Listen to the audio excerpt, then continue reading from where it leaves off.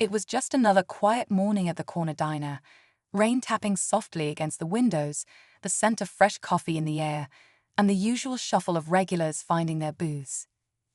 Emma, a kind-hearted waitress in her late 20s, moved from table to table with a warm smile, never letting on that she was struggling just to keep her head above water. Between rent, her younger brother's school fees, and her dreams of becoming a nurse slowly slipping away, life had not been easy. Still, she treated every customer with care, because she knew firsthand that sometimes all someone needs is a little kindness. That's when the woman walked in, frail, pale, and clearly not well. Her clothes were clean but modest, her eyes tired. Emma noticed her right away. The woman sat quietly in the back, trying not to draw attention. She didn't order anything. She didn't speak. She just sat there, coughing softly into a napkin and occasionally glancing toward the door, as if expecting someone who never came. Most people ignored her. Some cast judgmental glances, but not Emma. Something in her heart pulled her toward the woman. Without thinking twice, she poured a warm bowl of soup and gently placed it in front of her. "On the house," she said with a soft smile. The woman looked up, surprised and hesitant. "Thank you," she whispered, her voice barely audible. Emma didn't push, didn't ask questions. She just checked on her quietly and brought her tea when she noticed her hands shaking. It was a small gesture, just a bit of warmth and care, but it was enough to set something in motion that Emma never could have imagined. What Emma didn't know was that the woman she had just helped was the mother of one of the country's most powerful billionaires, a man who had been searching for her for weeks, a man whose life was about to cross paths with Emma's in the most unexpected way.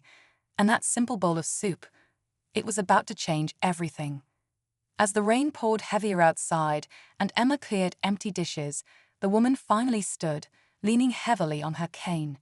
She reached into her coat pocket and handed Emma a note with trembling hands. "You've done more for me than you know," she said, before slowly making her way out the door. Emma unfolded the note, and what she saw inside left her breathless.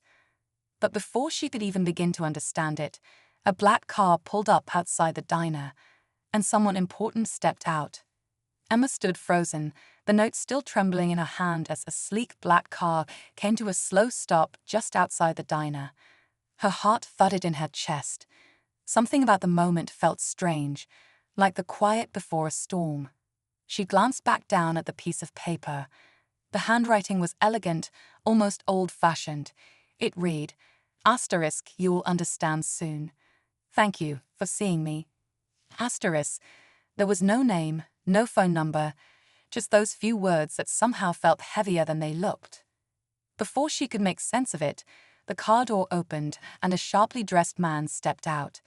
He looked out of place in front of the little diner, like he belonged in a boardroom or on the cover of a magazine. He scanned the area, his eyes quickly locking onto Emma through the glass. For a second, she considered ducking behind the counter. But it was too late. He walked in, his presence commanding, like someone used to getting answers. "Excuse me," he said calmly, though his voice held urgency. "Was there an elderly woman here about 30 minutes ago? Short grey hair, wearing a blue coat." Emma nodded slowly. "She left just a few minutes ago." He exhaled, clearly frustrated. "Did she speak to you? Leave anything behind?" Emma hesitated. She wasn't sure who this man was or what he wanted. "She left this note," she said carefully, holding it up. He reached for it, but she instinctively pulled it back. "Who are you?" she asked, trying to keep her voice steady. The man looked at her, surprised by the question. "I'm her son," he said. "My name is Nathan Carter." Emma blinked. The name sounded familiar. She'd heard it on the news, seen it in magazines. Nathan Carter, tech billionaire, investor, philanthropist. The idea that the quiet woman she had served earlier was his mother didn't seem real. Emma glanced at the door, where the rain still poured outside. "She didn't look like she had anywhere to go," she said softly. Nathan's jaw tightened. "She's been missing for weeks. She's not well, mentally or physically. We've had private investigators searching, but she's always one step ahead. She disappears just as quickly as she shows up. Emma looked down at the note again. You'll understand soon. Nathan pulled out his phone and started dialing. If she gave you that, she must have trusted you, he said. She doesn't trust anyone anymore, not since the accident.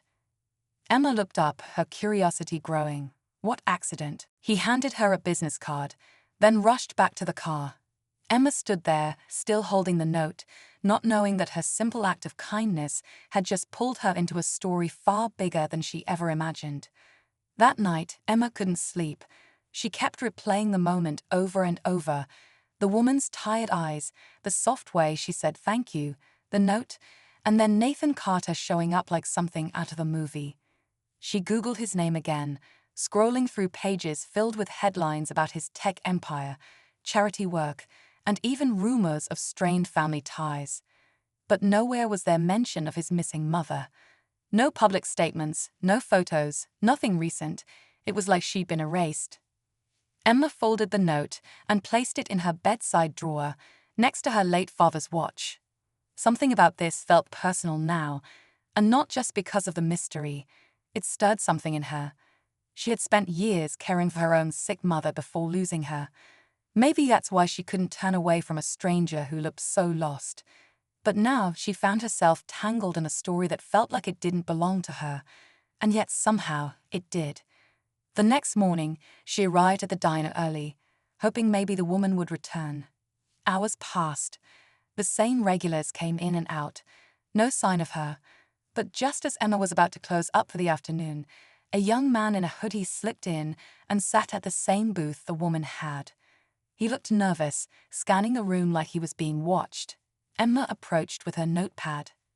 "Can I get you anything?" she asked gently. He looked up, surprised. "Did an older woman come in here yesterday? Grey hair, blue coat." Emma's heart skipped. "Why?" "She's my grandmother," he said. "I heard she was here." Emma hesitated. She didn't say anything about her grandson.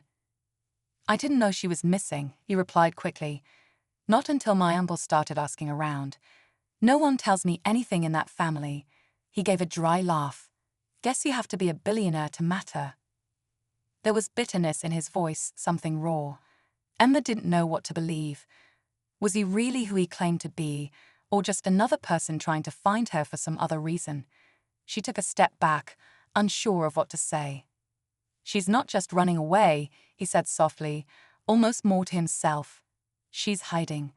And if she trusted you enough to leave a note, maybe you're the only one who can help her." Emma stared at him, unsure whether to trust this stranger.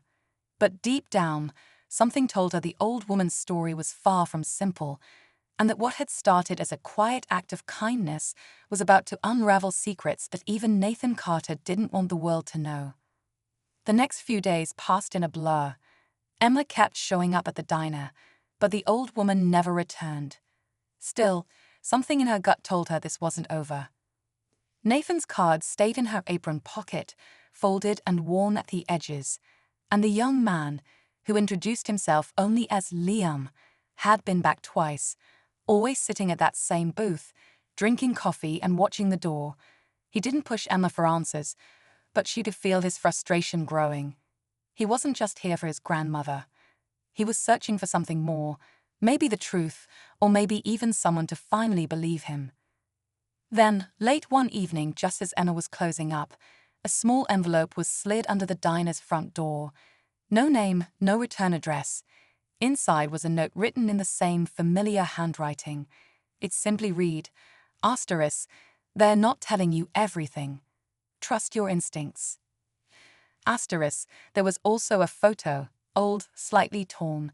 It showed a much younger Nathan, standing next to his mother, smiling. But something in the background caught Emma's eye. A name on a building behind them. Asterisk Carter Foundation Center for Mental Health asterisk, barely visible, but unmistakable.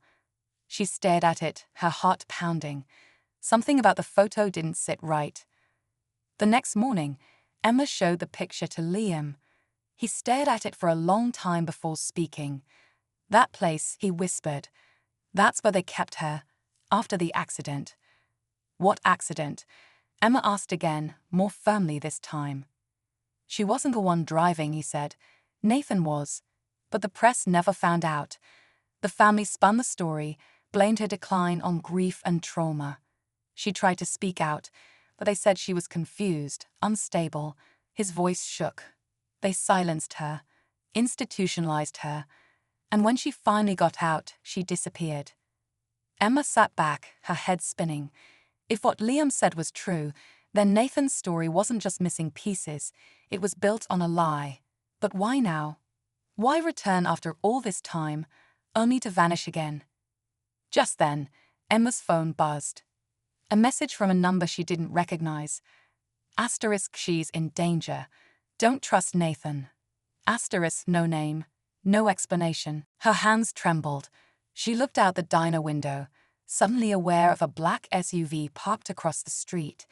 Tinted windows, engine running. She hadn't seen it arrive. Her breath caught in her throat. She turned to Liam. I think they're watching us. He nodded, jaw clenched. Then we're getting close to something they don't want us to find.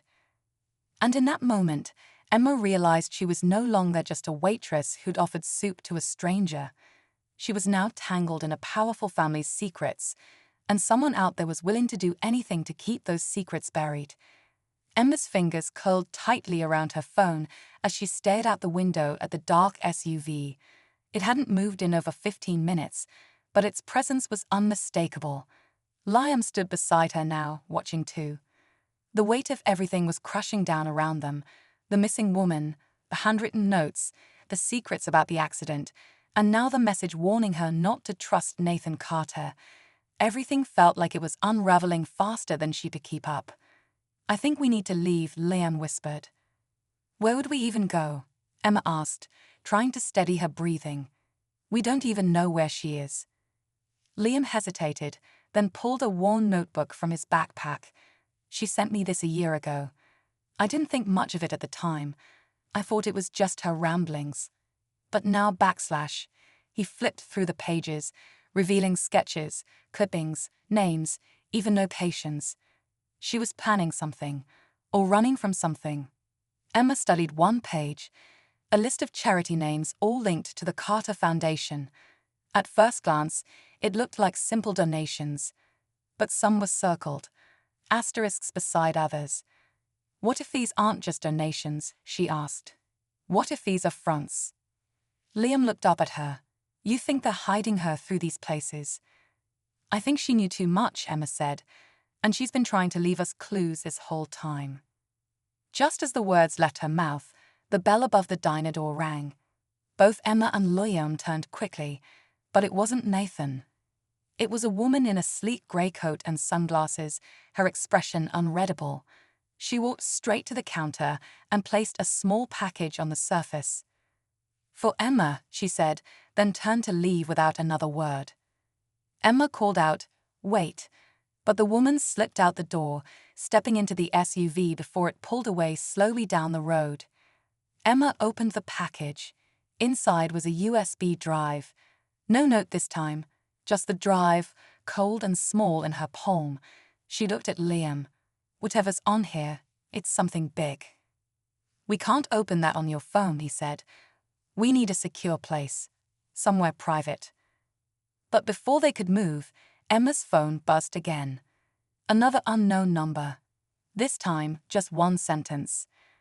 Asterisk, if you view that drive, you won't be safe. Asterisk. Emma's stomach dropped. Someone was watching them. And whoever it was, they weren't just trying to keep secrets. They were willing to do anything to stop the truth from getting out. She looked at Liam, her voice barely a whisper. We're in way over our heads. But neither of them could walk away now, not when the truth was this close, and more dangerous than they ever imagined. Emma and Liam drove in silence, the USB drive clutched tightly in Emma's hand. They didn't speak, not even as they reached the old library on the edge of town, one of the few places with public computers and no security cameras. Emma's heart pounded as she plugged the drive in, the screen flickering to life. A single folder appeared, *truth*. Inside were files, dozens of them. Audio recordings, scanned documents, even hidden video clips. Together, they painted a disturbing picture. The accident that had supposedly broken the Carter family apart hadn't just been tragic, it had been covered up. The woman, Nathan's mother, had tried to speak out. She had uncovered financial fraud through the Carter Foundation. The accident, it turned out, hadn't been an accident at all. She had been silenced, discredited, institutionalized under Nathan's orders to protect the company's image and his growing empire. Emma's hands trembled as she played a recording of the woman's voice, frail but determined. If something happens to me, you'll know the truth, and maybe then someone will listen. Liam stared at the screen, stunned. She trusted you with this. She knew you'd listen. Before Emma could reply, the sound of footsteps echoed through the empty library. She turned, and there stood Nathan Carter. You shouldn't have opened that, he said calmly, stepping into the glow of the screen. He looked tired, less like the billionaire from the magazines and more like someone carrying too many secrets. I know what you did, Emma said, her voice steady. Your mother tried to protect people, and you buried her to protect your name. Nathan sighed. You think it's that simple. She was going to destroy everything. Years of work, thousands of jobs, our reputation. She wasn't well. She was more clear than anyone, Emma snapped, and she was right. Liam stepped between them. It's over. This gets out, and everyone sees who you really are. But Nathan didn't panic. Instead, he stepped forward and slid another envelope onto the desk. Not quite, he said. Before she disappeared, she signed everything back to me, including her recordings. Legally, it's mine. Emma opened the envelope and froze. It was a legal document, signed, witnessed. If real, it meant he could bury everything again. But as Nathan turned to walk away, Emma pulled a second drive from her coat. This isn't the only copy, she said. You can silence one voice, but not all of us. Nathan froze. And just as he turned, Emma's phone buzzed again. This time, a photo, a new one. Nathan's mother, alive, smiling, holding today's newspaper. The message read, *Nice try, son. I have my own story to tell. Emma smiled. The real story was just beginning. Nathan didn't say a word. He stared at the photo on Emma's phone, his face pale. For the first time, he looked truly shaken. Without another sound, he turned and walked out of the library. No threats, no explanations, just silence. Emma watched him go, her heart still racing. The woman he thought he had hidden was still out there, alive and ready to speak. Over the next few days, everything changed. The woman, whose name was Margaret Carter, reached out directly to a small independent journalist. She gave them everything, documents, recordings, even journals she had kept during her time in the facility. The truth came pouring out, and the media couldn't ignore it anymore. News outlets ran the story under headlines like *Billionaire hair exposed by his own mother and *Carter family scandal, the real story behind the empire. Nathan was forced to step down from his company. Legal investigations opened into the Carter Foundation's misuse of funds, and while no criminal charges stuck, yet his reputation was ruined. Investors pulled out. Board members distanced themselves. The empire he had worked so hard to protect began to crack from within. Margaret, meanwhile, didn't hide anymore. She held a press conference, simple, quiet, and powerful. Emma watched it from her small apartment, tears in her eyes as the older woman spoke not with bitterness, but with grace. My voice was stolen once, Margaret said, but I found it again, and I thank the people who helped me, especially the ones who never expected anything in return. Emma knew she was talking about her. Liam went back to school with a new sense of purpose, determined to do something real with his life, away from the shadow of the Carter name. He and Emma stayed in touch. Their connection, born out of chaos, turned into something genuine, something steady. Emma returned to the diner, the place where it all began. People recognized her now. A few customers even asked if she was the waitress from the story. She always smiled and said, "Just someone who paid attention." The USB drive now sat in a drawer at home. Next to that same note Margaret had first left her. "You will understand soon. Thank you for seeing me." Emma looked at it sometimes, especially on quiet nights, and thought about how a small act of kindness had led to a truth that changed lives. She didn't consider herself a hero. She was just someone who listened when it mattered. And maybe, in a world full of noise, that was enough.